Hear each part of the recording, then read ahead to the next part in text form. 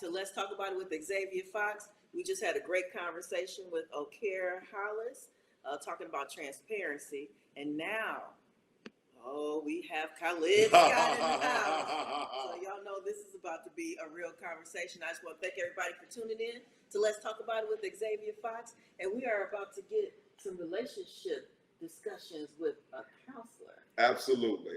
Marriage counselor. Marriage therapist. He's going to get y'all straight right about now. Okay. Got you. What's going on with you today? Well, as always, Xavia, thank you for having this venue, this forum for us to talk about relationships, because it's going to always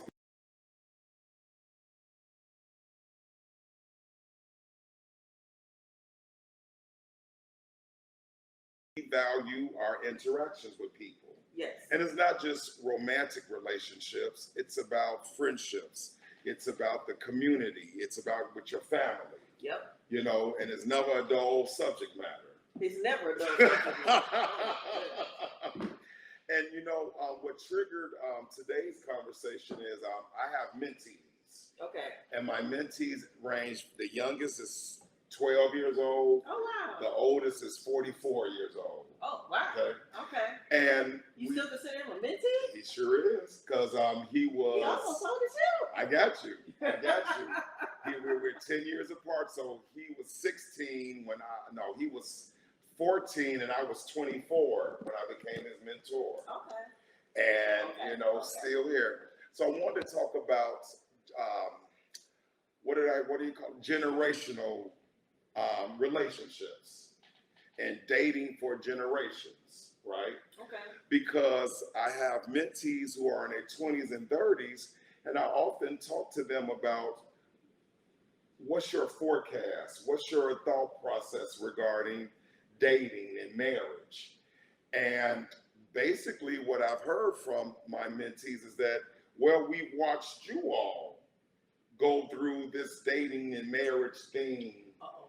And I'm not really feeling it. Right. I don't have the fortitude to be married to somebody 27 years and have to give them my paycheck. I have watched us go through this because our parents said this is what we were supposed to do. Yes. And I don't know if I'm really feeling it. Absolutely. So I feel them on that. Absolutely.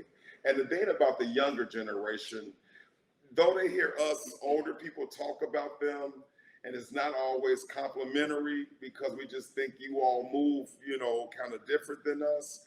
One of the undercurring thought processes that I've heard from older people is that we love the risks, that you're risk takers. Yes.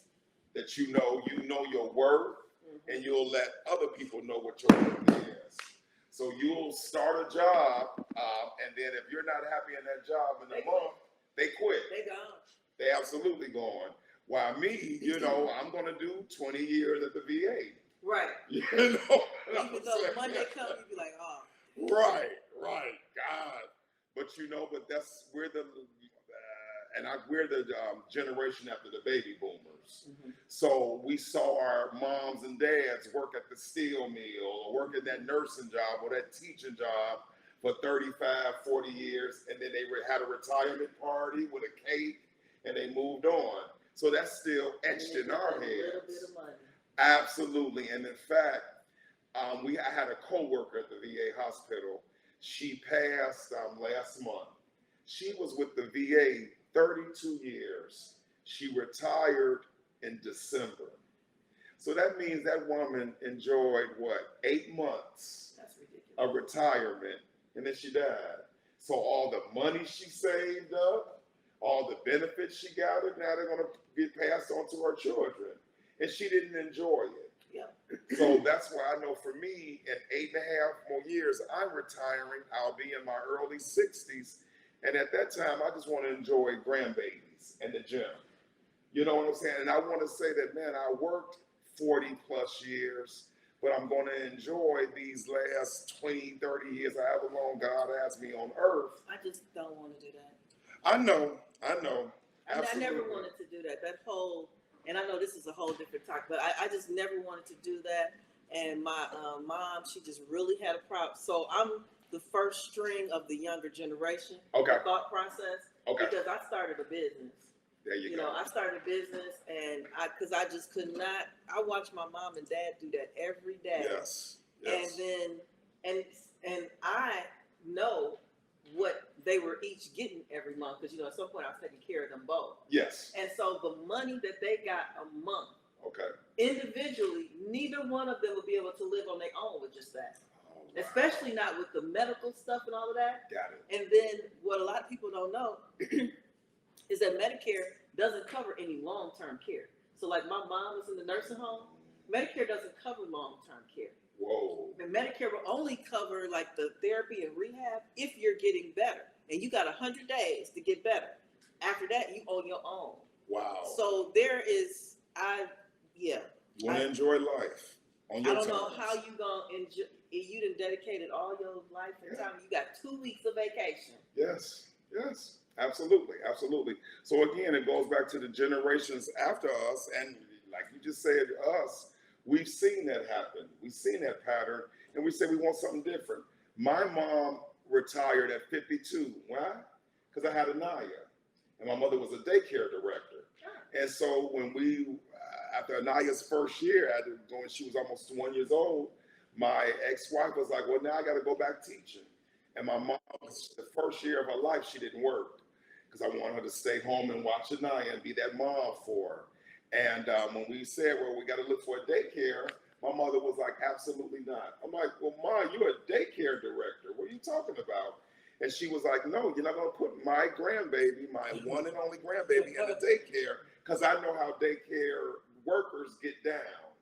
And I would have to hurt somebody real bad. Yeah. So she was like, I got things in place. I'm going to go ahead and retire, and then I'll be Anaya's babysitter and homeschool teacher. Okay. So from age 1 to 5, she homeschooled her and watched her, and it worked out perfectly because proof is in the pudding. When you homeschool a child early on, they tend to be very astute students. Okay. And Anaya has never received a B in anything. So it worked out in our favor, but my mom was able to retire at 52 years old. So it's something to that. Mm-hmm. So just for us to get back on the subject matter, what does dating look like for us in our 50s and 60s, and then going down to 40s, 30s, and 20s, right? And so I know for us in our 50s, right, dating has been a journey. It's been a journey. And for me, I've done well because I've learned the life lessons post-divorce, Xavia. And what that means is my ex-wife, she did me a solid. And what the solid was, she smacked those rose-colored glasses off my face. Uh-huh. You realize you wasn't on the Huxtables? Absolutely. You wasn't on the Huxtables. It was not Claire Huxtable. I was divorcing. But I needed those rose-colored glasses to be taken off, and taken off the way that they were taken off, because I grew up seeing abused women in my family. So I've always had this mentality that I have to be very protective of women, right? But then as I've grown older and been, into my industry, which is social work and mental health, I've understood that both men and women cause their realities. Yes. A whole lot of times. Yes. I put women on pedestals, thinking women were always the victims. And that might have some credence to it, but then when you continue to want to be a victim, that's the difference. After you've been a victim the first time, everything else is you volunteer. You know what I'm saying? And that's what the problem lies, Choosing the same man. Choosing the same, absolutely. Absolutely. And then I had to learn, once I got divorced, I became a client. I became the therapist's client. I became the lawyer's client. And I see how the system does not respect men, right? Okay. So it helped me become more empathetic to men and our testimonies and our situations. And so I don't go into that bashing men because of women. I go in and say, we both are broken. We need to be healed. Very true. Absolutely. So now, going back again to generational dating habits and patterns, I have a mentee. He's 32 years old. In his 20s, like me, he was in a lot of weddings because his friends were getting married. He's 32 years old, and so far, 4 of his friends have divorced. Good grief. Just I want you all to hear that. 32, not 42, not 52, 32 years old. I had Anaya when I was 33. I got married at 32. So I was just into it. He's on seen 4 friends divorce already. Because what happens is it appears this younger generation. Oh, they ain't gonna stay. Oh no. Yeah. Oh no. No, they ain't I saw my mom being beaten. I saw my dad get cheated on. I saw all these occurrences. I'm not going to live a lifetime with this.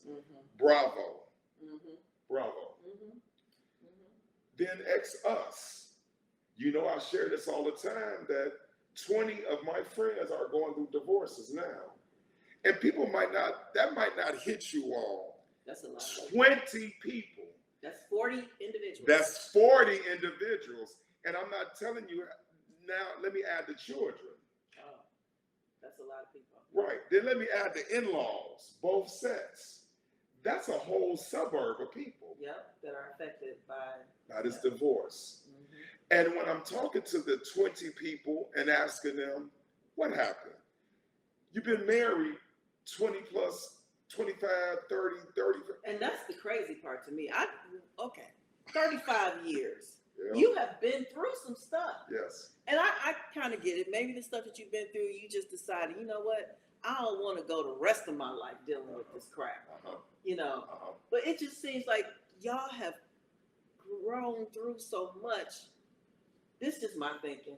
Yeah. That is there some place somewhere where y'all can, and that's So now you're 50 and 60 years old. Yes. So the thought pattern, or what's been said to me, even when I'm doing the marriage therapies, is that Khalid, I wanted the Huxtable life.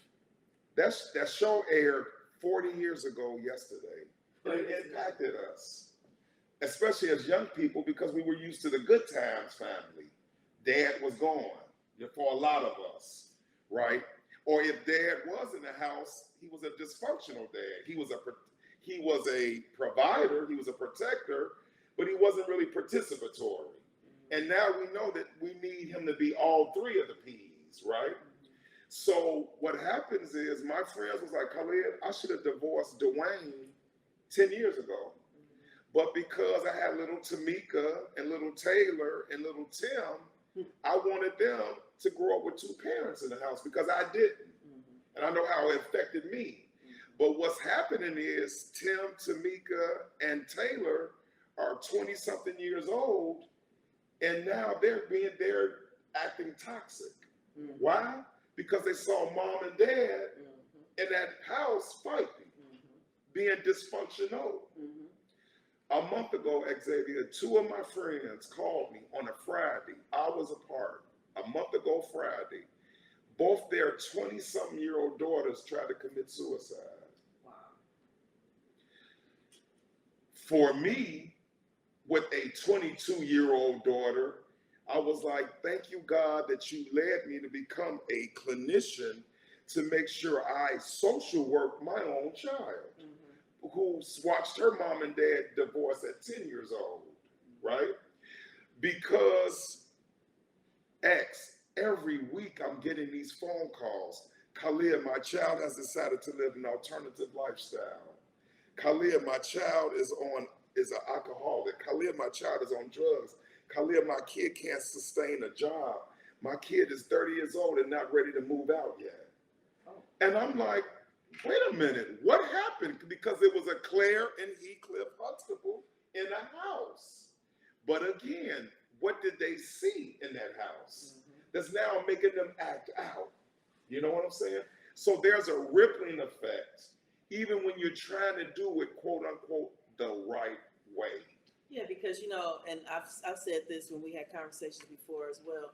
You know, the Cosby Show was a show. Those were actors. Yes, it was indeed. a script. It Yes. wasn't real. Right. And that's the thing. So when you get into this marriage with this person and you think you're about to be the real live Cosby Show, you realize that your script ain't the same. Correct. You don't have the script. You know, you ain't got the right lighting, you ain't got the right sound, your props is all messed up.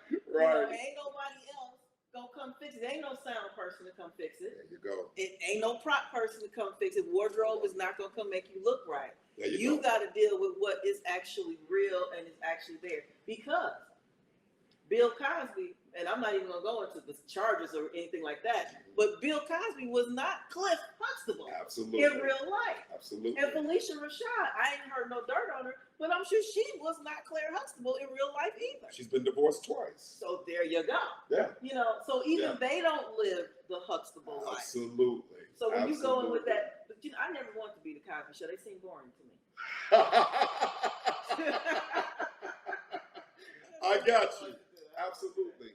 So now our generation behind us is like, when I talk to my daughter, Anaya, let daddy set you up on some dates. No, daddy.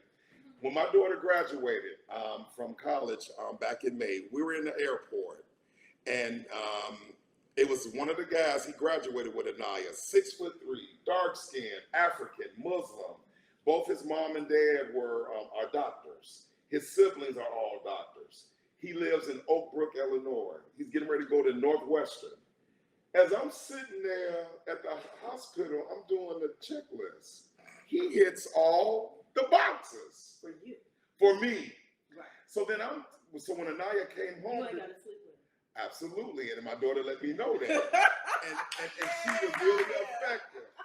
So she was like, Daddy, okay, I hear you, Daddy, but I don't need you to set me up. You know, Daddy, I know we got an Arabic background and you were a Muslim, but Daddy, it's a different day. So I said, but Anaya, won't you just try to entertain the thought? Because you don't see dudes like him. I went to the gym, came back 2 hours later. She said, Daddy, come here for a minute. I said, what's up, baby? She said, Daddy, I called my friend who was friends with him while we were in college. So I said, okay. So I'm like, okay, but then she was listening to me. So she went to do a little investigation, because you black women are the best detectives in America. Right. Absolutely, right? She said, Daddy, he's known for sleeping with everybody. Of course he is. Even there was a situation at the school where him and some of the other basketball players took a baseball cap, had names of all the freshman girls. They shook their hat up, put their hands in it, and said, this is the one you're going to date, and this is the one you're going to sleep with tonight. And notice how you changed your wording, because dating and sleeping is two different things. Two different things. Mm-hmm. And so when she told me that, I was like, oh, wow. Mm-hmm. But I like how she listened to me. She did a follow-up, and her suspicions were true. Mm-hmm. And when she told me that, she shut it down. Because see, however I want Anaya to be married, I do not want my child to be miserable.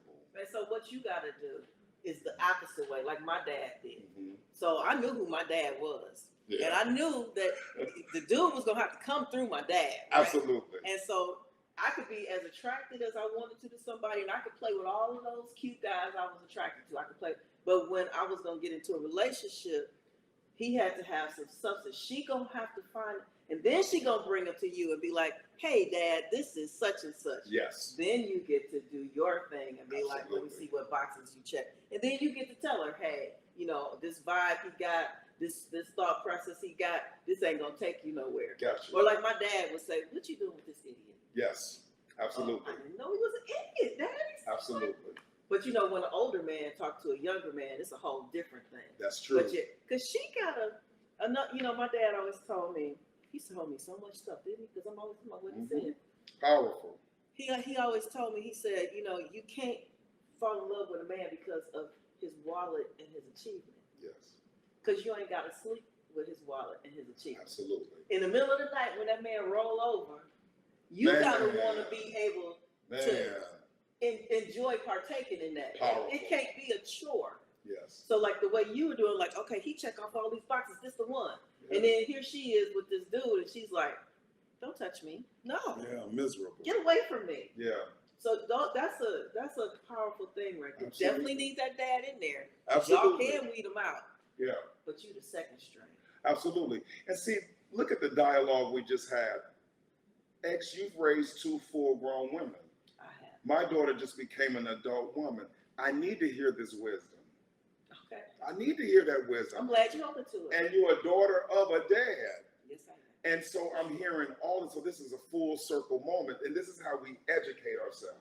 So now when I'm sitting in front of my 30-something, 20-something-year-old mentees, and they're saying, Coach, I don't want to be a married man. I want to be a dad. And I'm like, whoa, hold on. Explain that to me. They was like, Coach, I don't want to get married, but I want children. And so then I go into that, do you not understand the challenges that brings on? They don't understand family and legacy because most of our kids have not seen family and legacy. Correct. So how are they going to understand it? Correct. What is this? Is the statistic still 80% of Black children are born into single parent families? Absolutely, or close to it. And so, but what they have seen and observed, I saw mom and daddy fighting. I saw my daddy have outside kids. I saw my mom and me and my siblings have to clean up after dad because he came in every Friday night drunk. So I don't want that no more. You know what I'm saying? Or out here in the dating scene, because my mentees are like former athletes. Okay. So they have a mindset. They're used to women doing what? Everything. Yep. Whatever. Now they're not on the basketball court no more. They're not on the football court. And it's like they got to put the work in. Mm-hmm. Then our women, our young girls, you know, they have strong-willed mamas that says, you don't have to deal with what I had to do with your daddy. You know what I'm saying? I raised you to be beautiful and brilliant and fantastic and independent, and you don't ever have to lower your standards just to say I got somebody. Right. And so then when these two entities come together on a date, my football playing mentee is hearing Xavia's daughter saying, I like you, I'm feeling you, but you're not my whole world.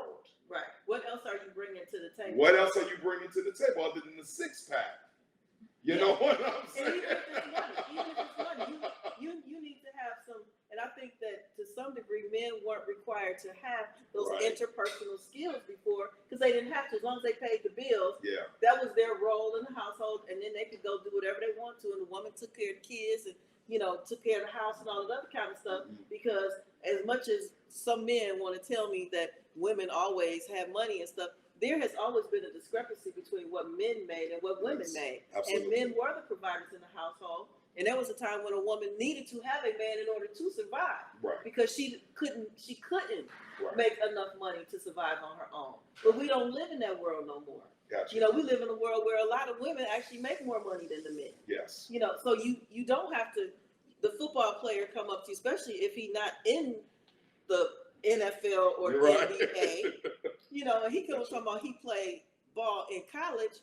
Okay, I played ball too. I got you. Yesterday on the playground.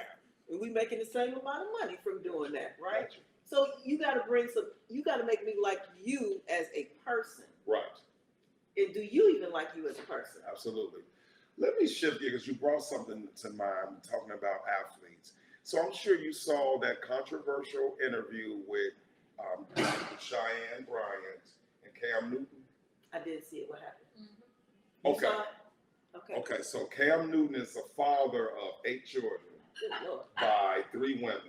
And I believe he really only has 5 or 6 kids, but a couple of those kids are But he was around since they was little. Right. Uh-huh. So, but he says I claim all 8 of them. Mm-hmm. So he had an interview, and she's a psychologist, Okay. right?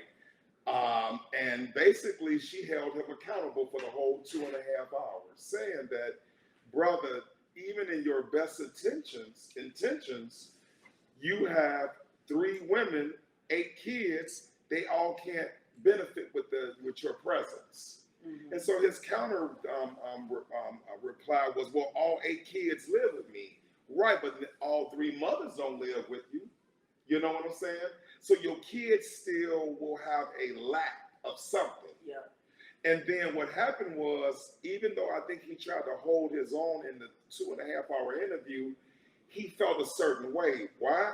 Because he's used to what? Women who look like her. She's very attractive, right? And I think he's used to women curtailing to him who look like her. Because when I looked at the pictures of his children's mothers, they all look like they could be her sister. Okay. So here he is, he's looking at a woman who would usually fall for his beguiling ways. She was like, no, brother, you ain't that impressive to me. How dare you? And then she had interviewed Nick Cannon prior. Oh, gosh. And got on him. Well, I guess for me as a man, what attracts a woman to that dude? I got that he's attractive, he's a ball player, he's a millionaire, but do you not think of the longevity?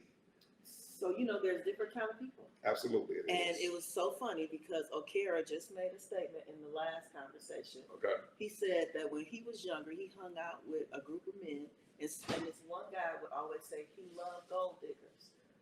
Wow. And I said, why would he like gold diggers? He said, that's what we used to say. He said, but the gold digger, you know what they want. I got it. So you can use that to manipulate that situation to your benefit. Got it. So the thing that attracts those women to them is that whole thing. So those women are attracted to that. Now, I don't want to call them gold diggers. Right. But they not messing with no broke. Nick ain't broke. Right. They're not broke. Absolutely. And one of the things that you can count on if you have a kid with one of those yeah. is that child support check, which is more than you might be able to make in a year on your own often. But what about your child's fortitude, your child's foundation, your child's wellness? I don't think they think about that part. I think that there's a certain group of women. I know for a fact that there is. Because I've worked in hospitality, and sometimes that includes the entertainment industry. And I've seen the gold diggers, trying to get backstage, standing outside at the Bradley Center, we call it the back door. Right. So after the concerts or the games and stuff, all of us had to go out this one security exit. Right. It would be women standing at the fence. They out there. Wow. And there wasn't no men out there. Wow. It was the women out there trying to get the ball players' attention, trying to get the athletes' attention, the entertainers' attention or whatever. So there are a group of women, and whether they are considering what their child's future really looks like, I don't think that's it. They're thinking of, if I get with this entertainer, that's probably, I'm going to get this much amount for child support. I can live here and drive this and still have this and not have to do anything but don't even have to take care of kids. They probably afford a nanny at that point. Absolutely. Too. Absolutely. So it's just it's a set of women. That's not all women. Absolutely. But there is a group of women that go with this. But what makes them those women, X? They looking for something that they didn't get. They're trying to fill a void. I don't know what that void is because the show ain't love. Right. But some people think that money buys you happiness. Yes. But you still, Nick Cannon's and this dude, like you said, the women ain't around. So the women are still laying it. Well, they might be laying with somebody else at this point. Yeah. But they're not with the person they had the baby with. They could be laying by themselves. Right. So whatever that void is, I don't know. What is that void? Well, again, say we use Nick Cannon. So, his first two children are by who? Mariah Carey. That was his wife. And that was his wife. Who he is enamored with still today. Correct. And when you see those kids, they look basically healthy because Mama Bear is in the house. When they with Mariah, they're happy, they're singing, they're jovial. You know what I'm saying? So it tells you that, man, I did this with Nick the right way. What he did after me is his decision. But you're not going to bring my kids into this monkey show. You know what I'm saying? And I love that about her. She's being hyper protective of her children. And I hope women who do have children by a man who has multiple kids by multiple women go into that zone. And maybe they do. They go into hyper protective that, okay, child of mine, your dad, you have multiple siblings. You know what I'm saying? From whatever reason why your dad chose to do, but I want to know that you're still special. right? You still mean the world to me. You know what I'm saying? I hope they hold Nick accountable. But I guess, again, but that's number one or number two. When your child's mother number 7, come on, young lady. Yes. Come on, young lady. I don't know why they do. I don't know why they do that. And ironically, I was asked to speak to a group of 11 and 12 grade. Also, juniors and seniors in high yes, school. That's it. Juniors and seniors. I was asked to speak to them, and I've been contemplating what I want to say to them. And this is going to be like an ongoing thing. And so there's so many things to touch on. Yes. But one of the things that I definitely want to touch on with the young women before they start making the bad decisions is that everything is a decision. Yes. And everything, that your decision, it all builds on each other. Correct. So if you make this decision because this dude is fine and whatever, and so he don't want to wear a condom, then that means that you could either get something that he might have, because unless you've done a test, you don't know what he actually has. Correct. Or you could wind up with a kid. Right. And if Trump is the president, you can't get an abortion. Correct. So now you got this kid. Right. What you gonna do with a kid and you don't even have a complete education yet? Right. How does that affect your life? I want to teach them that you have to make the decisions for your own body and for your own life. Don't let no dude tell you nothing. And I'm probably going to say, because he probably lying, okay? Yeah. Because at this age, which is the truth, 11th graders, 12th graders, at that age, they saying what they need to say to get what they want to get. Yes. They don't have no understanding of being 28. Right. You know, which is kind of when you get a little more focused on the stuff you done messed up, you're trying to fix it, because now you're going into 30 and you really want to have a life. So you know you got to fix it. I mean, unless they just completely lost. Correct. There are those too. But, you know, you can't listen to a 17-year-old boy. Right. Because the only head he thinking what you can't see. Absolutely. Not at that moment, maybe. Absolutely. So that's absolutely. But that's what I want to say about all of them. When you the 7th baby mama? Got you. How you the 7th baby mama? Absolutely. Absolutely. How you the 3rd? Okay, the 2nd I could almost see, because you might be like, okay, well, that relationship just didn't work. Right. And so we gonna be different. Correct. Number 2 can kind of fool herself. Correct. But now when you get 3 and down, you just like saying, screw it. Right. And then even if they come back, well, what about Sierra? And you're like, well, what about Sierra? She was baby mother. She was Future's child. She was Future's baby mother number 4. And then look at now, she has this Cinderella life with Russell. Yeah. And I said, that's one you can name. That's one you can name. That's one. Because I don't know no more. Absolutely. And if you think about it, if you go and do a deep dive, Russell was married. His wife slept with his teammate. I do remember that. Right. So they both coming from toxicity. Yeah. Thank God it appears that they worked on themselves and they got love for each other, but you don't always have that type of outcome. And, you know, I think in Russell and Sierra's case, there's a bit, so sometimes men are just really attracted to some women. Yes. There's just like Nick and Mariah. Yes. Nick still loves Mariah. Whenever he talk about her, it's endearing. You just know it. Yes. You know, even though they're not together. Right. And I feel like Russell, you know, because Sierra was who she was. It's not like she was nobody. Absolutely. She's somebody that we all know, you know. And I think Russell just liked Sierra. The rest of it didn't even matter, because he's who he is, and he can provide a lifestyle. You know, and he just liked her. Absolutely. And I really think that's the best way. Absolutely. Because if you just like them, it really makes you want to work harder to make it work, because that's who you really want to do life with. Absolutely. And that's the thing with relationships. It's got to be somebody you want to do life with, because life is going to throw you all kind of freaking curveballs. Got you. They're going to come, and you're going to have to flow with it. Absolutely. But now check this out. I went and met with a group of high school girls, and I had a PowerPoint that was talking about relationships. Young love is what I called it. So I had the picture of Sierra in the middle. I had a picture with her and Russell, and then her with Future. And I said, young ladies, and this was at a CPS high school. And I said, young lady, these are 2 handsome men. one is a little bit richer than the other one. Tell me, young ladies, who would you date? Did they pick Future? Every one of them. Why? Because of the bravado. You know what I'm saying? Russell appears to be the goofy, the nerd. He seemed a little boring, a little, Cliff Huxtable. You know what, ass. You know what. Look. Right. But I'm saying, young ladies, but do you see how he took her and her child, future son, in? And you never heard him say, that's my stepson. Right. You didn't even see pictures of them dressed alike. Mm-hmm. You see that boy hugged up with Russell and with a big smile on his face. Mm-hmm. You know what I'm saying?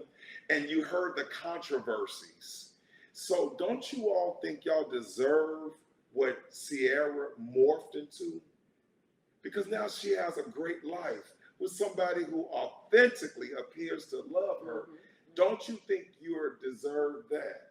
And the girls pause and like, But see, they don't think like that. Mm-hmm. And so I'm talking to my same 32-year-old mentee. He went on a date the other day. He said, well, the young lady, I'm 32, she's 38, 39, and she has a teenager. And I said, well, what's your thoughts? He was like, well, me and her could be friends. I'm like, well, explain to me what that means. He was like, Khalid, I'm 32. I don't want a ready-made family. I want a young lady who our child will be the first on both sides. And he has every right to that. And I said, you have every right. Yeah. You have every right. And this is what I'm hearing from my mentees. That's what I tell the young girls around me. I've told her that. I told Z. I think you met Z. Yeah. Don't, because they don't have no kids. And they doing really well on their own. Absolutely. Don't do that. Absolutely. And that's the thing about choices. Talking about generations. I think us in our 50s and 60s, we're understanding, make the best choice for you now. Mm-hmm. Be a little bit more self-centered. Yes. Because now you let 26 years of your adult life go by with somebody who you cannot stand. Yes. You know what I'm saying? One of my frat brothers, and I'm using this story because it's a cautionary tale. He just got divorced in January. He had been married 41 years. Good. Jesus Lord. He's 60, in his late 60s. What are you Well, wait till you hear this story, because this is a Lifetime Tubi movie. So he got divorced in January. He got engaged on Valentine's Day. To a new woman. So he met a chick after he got divorced. I would assume while he was going through the divorce process. Well, I don't have to assume, he told me. While he was separated from his soon-to-be ex-wife, he met this young lady. So then I said, Frat, tell me this, man. Why not take some you time? Yes. A year. Even if the minimum 6 months, go into therapy, see somebody like me, sit on my couch. Think about because altogether they was together 43 years. Good. So for 43 years, since your early 20s, you was with this one person. And that's why he get married again. And that's what he said. He said, Khalid, I'm not going to be alone at 68 years old. I can't. And his 2 adult children don't talk to him right now. Because in their head, you must have cheated on mama. Here we are. We got mama sitting in her room crying every day because y'all divorced. But you divorced mama and got engaged a month later. So that means you was really doing mama dirty. And then I told him, do this for me, brother. Have a long engagement. And with the long engagement, do individual therapy to work out the toxicity that you developed and the dysfunction that you developed over the 42 years. Because something wrong with her, too. Correct. Why you going to marry this dude who just got divorced? 68 years old. You don't even think that he needs with a good pension plan.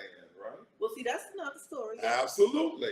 So in her head is a win-win. Yep, because if he kicked the bucket, then she got his pension. Absolutely. And I don't need your kids to be in it. So that means everything to come to me then. But then I said, go to couples counseling with her because she needs to be prepared for you. You are set in your ways at 68 years old. Yep. And the way you interacted with that wife of yours for 43 years, you're going to move it over to right her. on over, because he ain't had a chance to even acknowledge Absolutely. any of his own stuff. Absolutely. But understand, as another man hearing another man, I've never heard a man say out of his mouth verbally, I don't want to be alone. Now, most men think like him, because all 15 of my male clients in my private practice, they are in therapy because of relationship issues. So please don't get it twisted, ladies. Men are concerned about their relationship status too. Well, I believe that men don't want to be alone. Absolutely. But the reason that I believe that is because, you already know who my daddy and my uncles were. And so for all my life, I've seen men make sure they had a woman around. I mean, it wasn't hard to have one around, but they've always had, they're not going to be alone. Correct. And anytime so I do, I'm in events and all that stuff. I'm an only child. Okay. And so is Karen. So earlier we were talking about, because I said, I got to have my me time. I got to be alone sometimes. Correct. I just want to be I don't want to talk to nobody. I just want to get away from everybody. Just leave me all the way alone. Right. And I say it's because I'm only child. But on the other hand, only kids also often like to have people around a lot. Yes. And so, I have events and I love conversation, so I started doing the show. Yeah. So I make it so that I have people around as well. So I know what it looked like when you're orchestrating having people around you. Correct. And when I think back, because the good thing about having experienced stuff is you get to look back and understand it from a different viewpoint. Right. And so as I see, my uncles and stuff, having that main chick, but at some family gatherings and barbecues, there was this other little chick that floated through. Yes. And so they kept somebody. Maybe the main chick was sick. Maybe she was out of town. But he wasn't gonna be by himself. Yes. He didn't have to be by himself because there's always another one waiting. And I think that most men don't want to be alone. I think that is definitely I think that's more so than women. Absolutely, because it benefits us being with you all. Let me say that again. It benefits us having women around. If I had a decent grandmama, if I had a decent mama, decent aunties, decent sisters, they started the pattern of being taken care of by a woman. Yeah. Then if I had a halfway decent wife, it perpetuated the thought of having somebody. It's something to go to work every day and the toilet paper in the pantry. The food is in the refrigerator.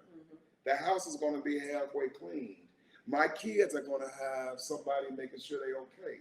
So as a man, that's why more women apply for divorces than men. Using me, I had dysfunction going on in my marriage. I didn't ask for the divorce. My ex-wife asked for the divorce. I was going to stay married to Elisa Lynette Holman with her free spirit self. I was married to Denise Huxtable. Oh Lord! I thought I was married to Claire, but I was married to Denise. Woody, Yeah, right? Denise is everywhere. Absolutely. You don't know nothing about that. Right. Because at the minimum, I got a wife at home.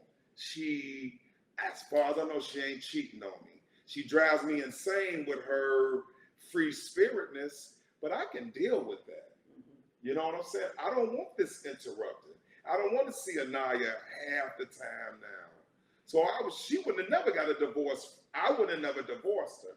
And so when I'm talking to men, and even my buddies who are going through divorces, they're like, Khalid, my wife is the one who initiated the divorce. So no surprise. But again, that's why us men got to think about, what did we do to cause the woman to say, I can't handle this no more. I can't handle you no more. I'm not divorced, but I think I told you before, I'm the one that has ended most of my relationships. Wow. And it's because, O'Kara could tell you, because he was around for a minute. He watched how me and Will used to interact. Yeah. And he used to always say, you got two different personalities. Because I love to cook, yes. And I was a housewife when I was married. Yes. And so the thing about it is I'm old school, Yeah. So when I was growing up, I saw my mom and dad, and my mom was gonna make sure that there was grocery, there was food ready, even if it was just leftovers, on Saturday morning or whatever. Dad just wanted to get up. But on Saturday and Sunday, she made breakfast. She didn't make breakfast. She made breakfast for me during the week. But Dad had to be at work at like 6 o'clock in the morning. Anyway, so women spend a lot of their time catering to the man. Yes. And you can almost perfect that. Yes. Because as a housewife, that was my whole thing. Gotcha. So I bring all of that experience with me. So if I'm with you and you around the house with me, or I'm at your house, there's some things I'm gonna do that's gonna take you to the next level with your house and your comfort level. Yes. That's gonna come natural for me. Yes. But then if you are not giving me what I need, and I tell you over and over and over again, because I'm only gonna tell you twice, because that's just my thing. Like, I'm only gonna tell you twice. And then I'm wasting my breath, because you heard me both times, right? Yeah. So now you're making a choice. You are choosing to say, what you need don't matter to me. Yeah. Yeah. So now, that flips everything. Absolutely. Now I'm becoming resentful, because now I feel like you've taken advantage of me all of this time, because you don't really care about me. Yeah. So why am I caring about you? Yeah. So yeah, if it's a divorce, or if I'm just breaking up with you, which is what I've done, it's time to let you go, because we're not invested on the same level. Absolutely. And so that's why women walk away, because she don't feel like you invested in her the same way that she's invested in you. Right. We having your babies going through labor. Do you even understand what labor is like? You don't, because you ain't never had it. Absolutely. But that's some bullshit. Correct. And then, you know what? It's different circumstances. So for me, and I want people to hear me. So I grew up, and I've never, held back with this. My mother was a mistress, right? So what's the word I'm looking for? It gave me a false sense of how a woman had to be. So let me explain. My mother was 20, Mr. Married man was 45, and he was well-to-do. He owned 4 nightclubs in Chicago. So with him being with a 20-year-old and he had money, my mother wore a Anita Baker cut. Every Friday night, she would be at Mr. Kent's salon getting her hair did. My mother worked at the U.S. Steel, but her nails were 3 inches. How's she working? Because the men at the steel mill wouldn't let my mother do anything. Okay. Right. Mr. Lee bought my mother tailor-made dresses. My mother was a size 2'4". My mother had a house that looks like Karen's house. We had French pavilion furniture. My mother, because of my granddaddy, was OCD. She was neat and clean. Because of my grandmother, my mother knew how to make. And remember, she's dating a 45-year-old man. So every Sunday, macaroni and cheese, fried chicken, green sweet potatoes, cornbread, sweet tea, and a German chocolate cake. His house shoes, his brown leather house shoes, was at the front door. Wow. So as a child growing up, what did I learn about women? Do we cater to men? Right, and that you have to have a certain appearance. Oh, and that you have to have a certain appearance. Okay. And so what happened was I married Denise Huxtable. So go back to you all how Denise was versus Claire. Oh, yeah. Denise was like, if I put a t-shirt and shorts on, I'm good. But because I grew up seeing Jane Kennedy, vanity, hair done, nails done, so I would always tell Lisa, baby, go and get your nails done. I'll pay for it. Go and get facials. My ex-wife had hair down to her butt. I used to send her to Yahia to get her hair done. Well, when you're a free spirit, that doesn't do it for you. That doesn't. So 9 years later at divorce court, she said, Khalid, you did not do me dirty. You were participatory there to Anaya. You cleaned up the house because you OCD. She used to call me sleeping with the enemy. Because if you remember the movie, even the cabinets, the food, the food had to be facing out, right? Yeah. The towels in the bathroom had to be lined up. Yeah. I was in the military. I'm a neat freak. So she said, Khalid, what you did wrong is you suffocated me. Mm-hmm. And I need to fly. Mm-hmm. So now my ex-wife is a world traveler. She's been to all 7 continents. That's why Anaya has been to all 7 continents. Mm-hmm. She couldn't have done that with me because I wanted Claire Huxtable. Mm-hmm. And you wanted to stay me and you have that conversation because I told you I don't want to be in one place. Yes. I need to move. Yes. I need to be free. So Yes. I totally get that. Yes. And I'm the same way. When I put on some shorts and t-shirt and put my hair in the ponytail, it's all good. You probably ain't never seen me with my nails done because I don't get them done. Okay. Yes. Gotcha. I know you ain't never seen them. Right. But So, see, but remember how I grew up was skewed because my mother was a trophy girlfriend. So she had to have the look. So I thought all women wanted to get their hair done every week and nails done and wear tailored outfits. No. That's not important. That's not important. So, but then that's a lesson I learned because now that I date more people, I know to have a different type of expectation. Or I can have this expectation, but I'm like, Xavier, I like when we go out for you not to have dirty gym shoes on. I ain't gonna have gym shoes on. Okay. I want you to have heels on. I want you to have a sundress on. I want and I'll pay for you to go to your hair. Are you okay with it? I feel like I need to go there. It's a series of beauty shops here in Chicago, and they are Egyptians. So they got real popular in the 90s because they knew how to flat iron black women's hair to make it look like white women's hair. Oh, that's where that silk press came. Absolutely. Okay. Absolutely. So the thing is, when I'm dating now, are you okay with that? I didn't ask Lisa, was she okay with it? Because my assumption is all women wanted that because my mother wanted it, right? But then you learn and you grow. So when I'm talking about generational dating, it's all based on our observations, our expectations, what we have seen, what has worked, what hasn't worked. And with the younger generation, their thing is, no, my happiness is first.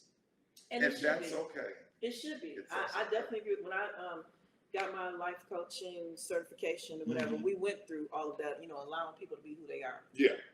And that's very important because socially, we're conditioned to have these expectations of people. Yeah. You can have an expectation of what you want for yourself. Correct. And then, as we talk about, when we're talking about tonight, the whole lifestyle thing. Yeah.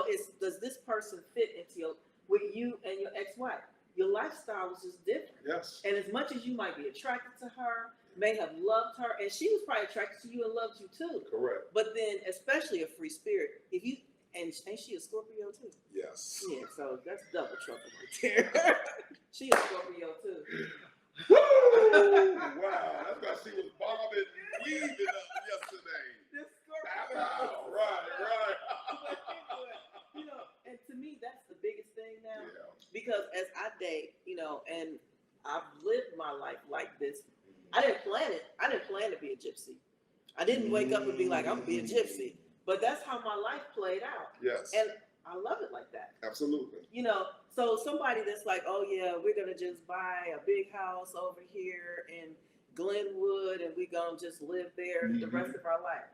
I'm like, no, we're not gonna do that. Let's buy a bunch of condos in all of the cool cities that, and then let's just move around and we can Airbnb them out when we're not there, and that's exciting to me. Absolutely. But somebody just want to stay still and come home and sit on the couch and drink a beer and scratch their crotch. I'm just... Got you. But see, the important part is when you having that first conversation, when you dating somebody, you've had that 2-hour conversation on the phone. Or on that first date, you got to it behooves me to tell the young lady, I like women who love femininity.